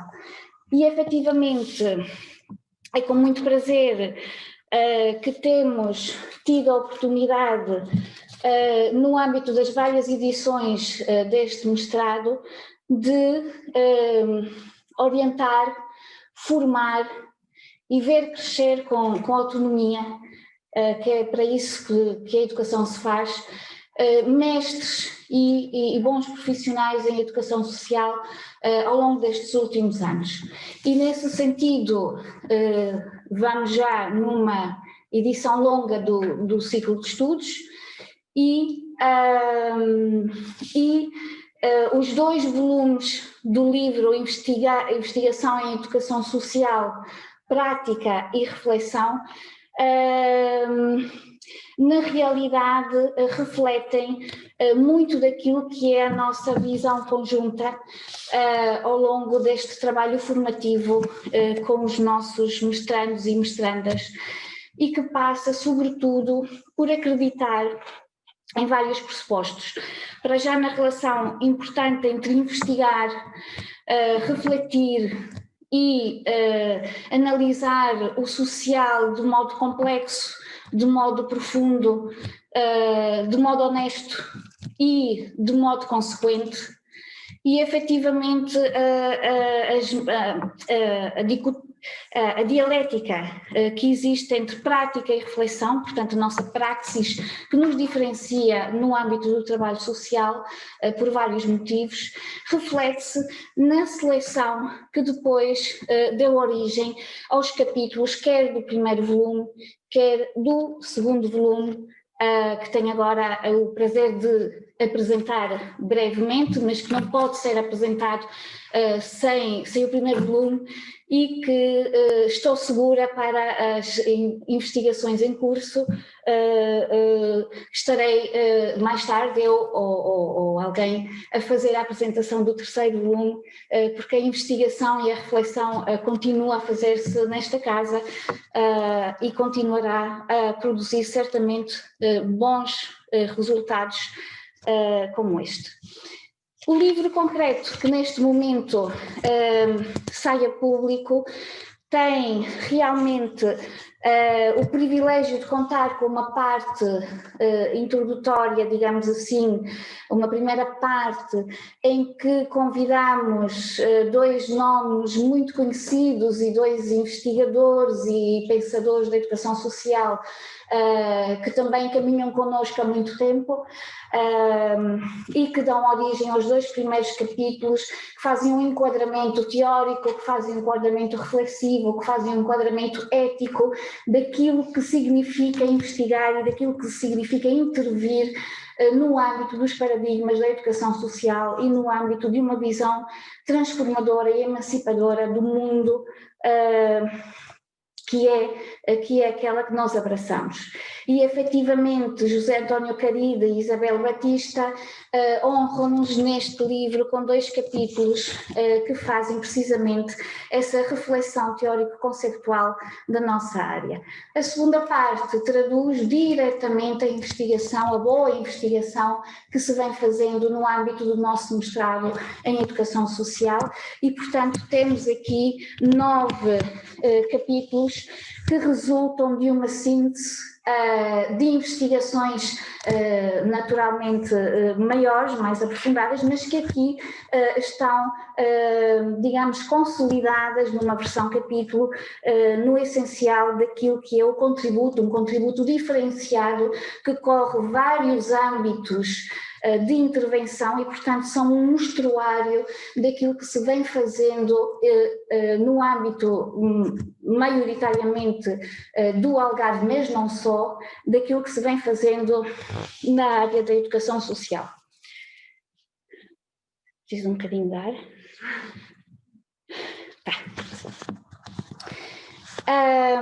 Eu não vou também, por uma questão de economia do nosso tempo, enumerar capítulo a capítulo. Estão aqui e têm estado ao longo da manhã vários autores e coautores que têm aqui, portanto estão aqui representados, bem-aja, e é muito bom realmente sentirmos assim acompanhados e, portanto, a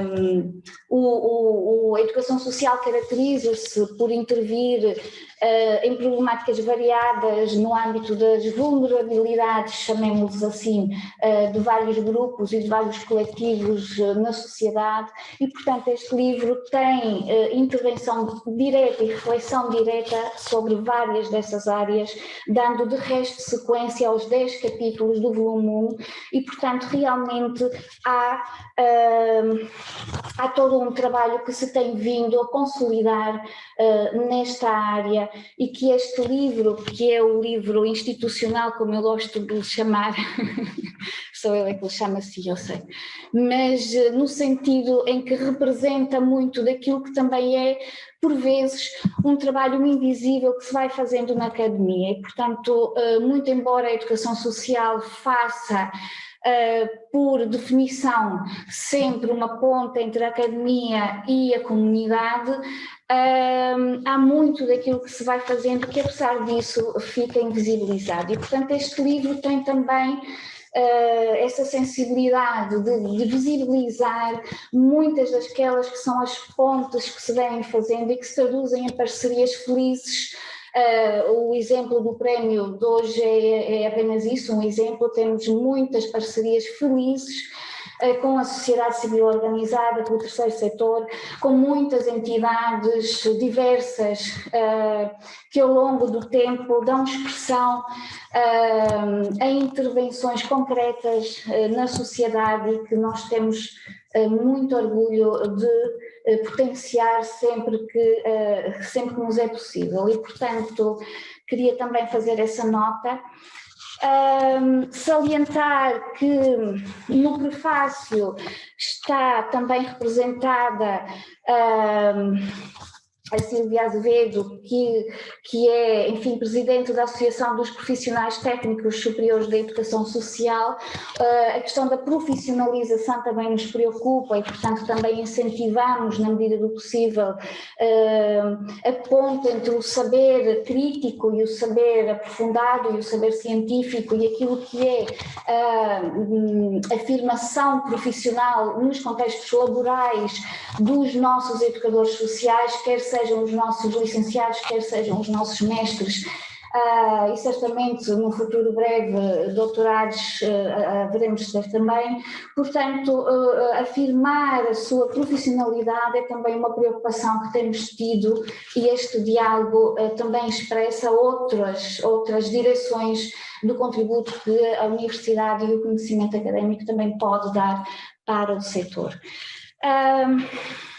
Dizer que este livro, sobretudo no seu primeiro volume, também concretiza uma ambição que se tem concretizado e que neste momento está a caminhar, e está a caminhar bem, eu fico muito feliz por isso. Concretiza a realização da editorial da Universidade do Algarve, que é uma mais-valia para a investigação que se faz, que se quer pública e publicada, e portanto congratulo-me também por termos publicado estes livros na casa e, portanto, expressando também e dando corpo a essa iniciativa editorial que é fundamental. A educação social é feita de parcerias e, portanto, todo o design deste livro também é uma parceria com outro ciclo de estudos da ESEC, designadamente de design de comunicação.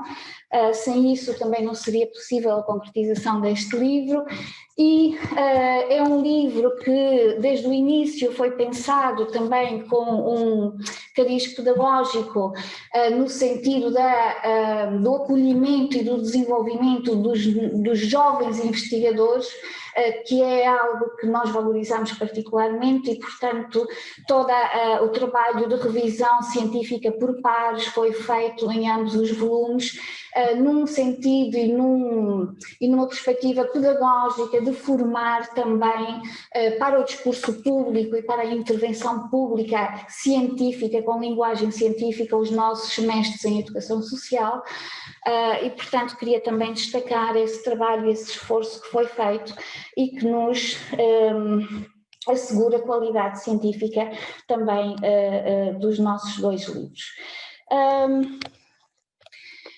Eu poderia dizer muito mais, eu prometi que não demorava mais do que 10 minutos na apresentação do livro. Penso que o essencial daquilo que eu gostaria de partilhar está dito. Eu não entrei deliberadamente na especificidade de nenhum dos capítulos. O livro estará disponível na sua versão impressa e em 2021 na sua versão e-book. O primeiro volume está disponível na sua versão e-book também, há 2 anos, e portanto convido todos os presentes, presencial e online, a lerem, portanto a adentrarem-se, como dizia Paulo Freire, em ambos os livros, e a contactarem de modo mais direto com este bom trabalho que agora se publica e portanto que tem de facto a alegria de se concretizar sobre a forma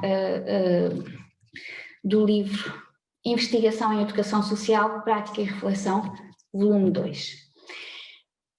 Passaria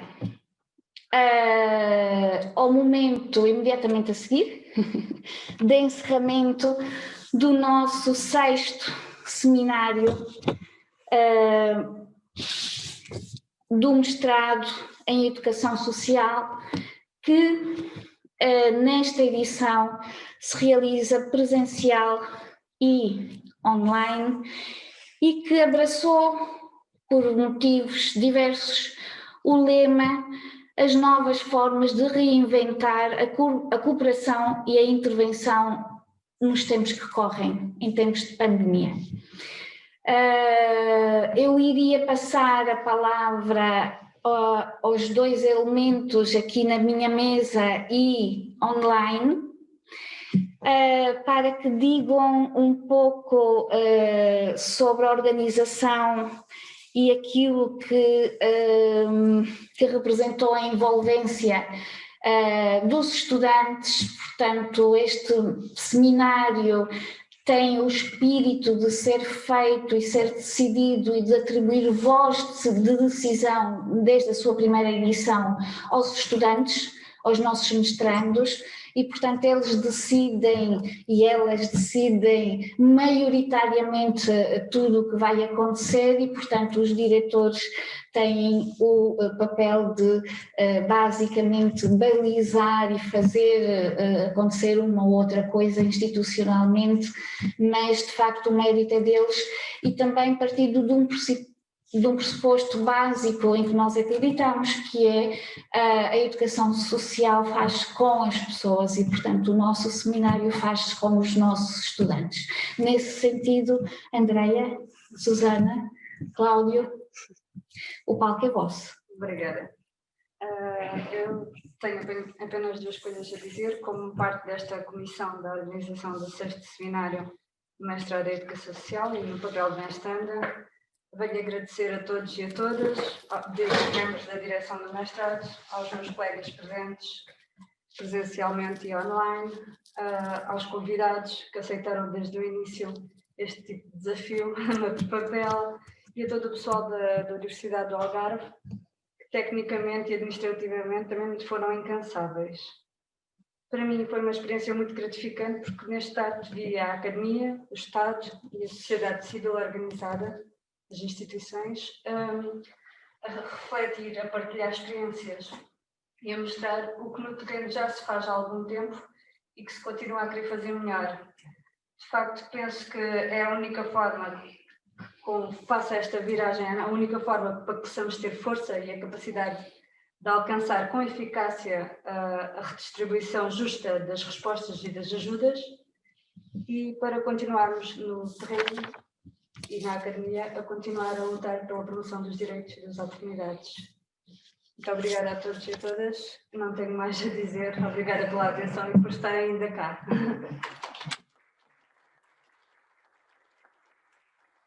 Obrigada. Queria só, se calhar, antes de passar a palavra ao Cláudio, que é o nosso maestro invisível, não sei se dá para pôr o ecrã maior. Olá, olá. Estão-me a ouvir? Sim. Eu estou a baixar o Panda, não sei se estão a ouvir a música do Panda por trás ou não, mas espero bem que não. Antes de mais, agradecer a todos. Essa parte já foi dita muitas vezes, por isso vou passar a partes mais práticas que eu adorei. Adorei quando alguém no MAPS diz que vai pedir uma parceria ou um pagamento a Pinheiro e Rosa para dar-lhes o acesso à cozinha para fazer os alimentos e efetivamente a escola oferece logo os alunos para fazer o estágio e é isto que nós pretendíamos com este seminário, era ver novas maneiras, ouvir novas maneiras de cooperação e intervenção nestes tempos de pandemia. Porque, efetivamente, e também pegando um bocado nas palavras do professor Fragoso, o professor Fragoso diz, não vale a pena, enquanto em plena pandemia ainda estamos a analisar e a avaliar as consequências. Não, vamos deixar a pandemia passar e depois logo vamos avaliar. E durante a pandemia temos que nos reinventar. Porque isto é o meu trabalho como educador social, todos os dias passa por isso, reinventar. Eu posso-vos dizer, no sábado à noite, eram 10 e tal da noite, eu estava a jantar, na boa, e recebo uma mensagem da educadora do meu filho a dizer que 2 funcionários estavam com Covid. Lá está, eu era para estar em presencial, tive que me reinventar, estou aqui online, a coordenar com as minhas colegas, claramente, e está tudo a funcionar brilhantemente. Espero eu que todos tenham a mesma opinião do que eu. E pronto, é isto que eu queria, uma palavra de esperança para toda a gente. Nós conseguimos ao longo das nossas vidas passar as pandemias, as guerras, as crises económicas, por isso isto vai ser mais um percalço na nossa vida, mas vai ficar a memória e vai ficar nas nossas cabeças também o que é que nós fizemos para passar estes momentos. E é isto que eu quero dizer. Muito obrigado a todos.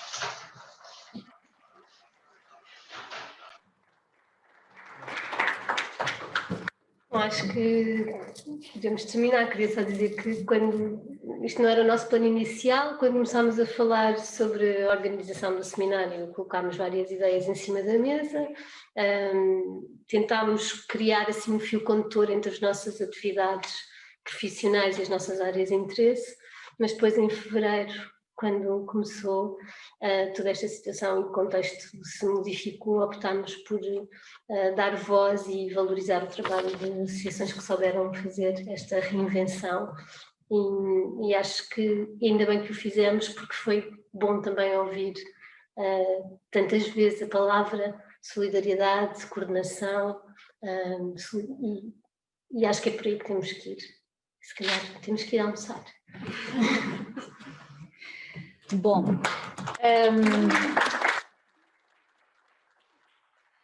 queria então ter mais alguns agradecimentos. Naturalmente que nenhum seminário, nem nenhum livro se faz sem trabalho de equipa, sem colaboração, e portanto queria agradecer de modo geral aos estudantes desta edição do mestrado em Educação Social, em particular aos membros da comissão organizadora, que foram, repito, incansáveis. Queria também agradecer a todos os convidados que deram corpo e expressão a este seminário, dos vários painéis, as nossas mestres que foram destacadas e, portanto, que merecidamente tiveram um momento de honra àquele que foi um trabalho de mérito desenvolvido por si.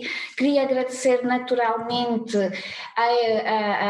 aos diversos atores desta parceria no âmbito da Cáritas Portuguesa, portanto, tanto a editorial como aos membros e aos corpos de gestão da própria Cáritas. Queria agradecer em particular à Dona Luísa, incansável, que se articulou connosco ao longo de vários meses, dando expressão e corpo a este momento. Queria, no âmbito da Universidade e da Escola Superior de Educação e Comunicação em particular, destacar o muito trabalho e bom trabalho que foi desenvolvido pela doutora Teresa Cavaco, secretária da direção da ESEC, a vários níveis, pela dona Filomena Salve Rainha, sempre presente, sempre atenta a todos os detalhes e pormenores que fizeram com que este seminário, estes trabalhos tivessem o toque especial que tiveram. Queria agradecer de forma também merecida e especial aos nossos dois maravilhosos técnicos de audiovisuais que estiveram no back-office durante bastante tempo a fazer com que isto acontecesse, e bem, nomeadamente o Rui Duarte dos audiovisuais da ESEC e Marco, que esteve connosco dos serviços de informática. Queria também agradecer de um modo geral, enfim, todos os contributos que foram indispensáveis para que este momento tivesse de facto concretização e sucesso. E queria, last but not least, agradecer aos nossos estudantes que não estão ainda neste momento do segundo ciclo da educação social, mas que estão a iniciar o primeiro e que estiveram aqui presentes e muito atentos, online e presencialmente. E, portanto, o futuro foi uma palavra ouvida aqui várias vezes. O futuro, claro, é desenvolvido por todos nós, mas em particular por vocês. Portanto, bem-haja. É com muita satisfação, como diretora neste momento do mestrado em Educação Social, que darei por encerrados os trabalhos, agradecendo sobretudo a vossa presença. Obrigada.